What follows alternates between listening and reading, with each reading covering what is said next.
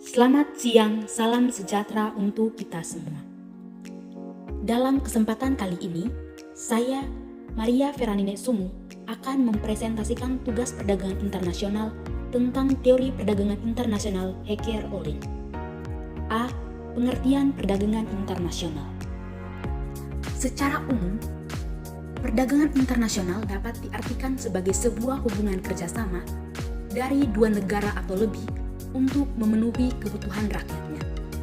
Perdagangan internasional ini dapat terjadi karena tidak semua negara yang ada merupakan negara yang mampu memenuhi kebutuhan negaranya akan kebutuhan barang maupun jasa yang dibutuhkan oleh penduduk negara tersebut. B. Teori Hecker Olin. Teori Hecker Olin pertama kali digagas pada tahun 1920-an oleh dua ekonomi Swedia, Eli Hecker dan muridnya Bertil Olin. Teori ini mengajukan suatu premis bahwa suatu negara akan mengekspor barang yang memiliki faktor produksi yang melimpah secara intensif. Teori Hecker Olin menjelaskan perdagangan antara dua negara. Teori ini mengemukakan bahwa suatu negara akan mengekspor komoditi yang produksinya memerlukan lebih banyak faktor produksi yang relatif melimpah dan murah, dan dalam waktu bersamaan akan mengimpor komoditi yang produksinya memerlukan lebih banyak faktor produksi yang relatif langka dan mahal di negara tersebut. Penyebab adanya perbedaan produktivitas antar negara. Teori Hecker Olin berpendapat bahwa penyebab adanya perbedaan produktivitas antar negara diakibatkan oleh adanya jumlah atau proporsi faktor produksi yang dimiliki oleh masing-masing negara, sehingga hal tersebut menyebabkan perbedaan harga barang yang diproduksi oleh masing-masing negara. Teori ini juga lebih dikenal dengan sebutan De Proportional Factor Theory. Menurut Eli dan Bertil, teori perdagangan internasional ini berkaitan dengan negara yang memiliki faktor produksi tinggi serta biaya yang cenderung murah, sehingga negara tersebut pun akan mudah untuk melakukan ekspor dengan spesialisasi produk yang diproduksi dengan efektif maupun efisien oleh negara tersebut.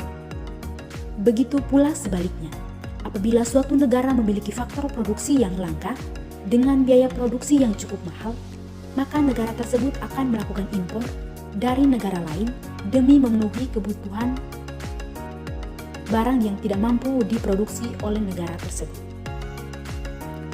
Definisi kelimpahan faktor produksi.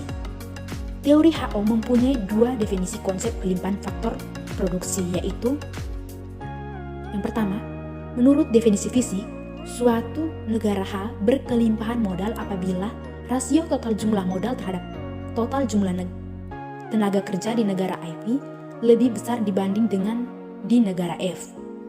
Yang kedua, sedangkan menurut definisi faktor, suatu negara H berkelimpahan modal apabila rasio harga I-Lodal terhadap tenaga kerja di negara H lebih rendah dibandingkan dengan di negara H, dan W dan R berturut-turut menyatakan harga faktor produksi tenaga kerja dan modal. Fungsi perdagangan. Perdagangan juga dapat berfungsi sebagai pengganti mobilitas faktor produksi internasional dalam menyamakan tingkat harga faktor produksi atau pendapatan faktor produksi baik secara relatif atau absolut di antara negara yang terlibat dalam hubungan dagang tersebut. Perbedaan kelimpahan faktor produksi.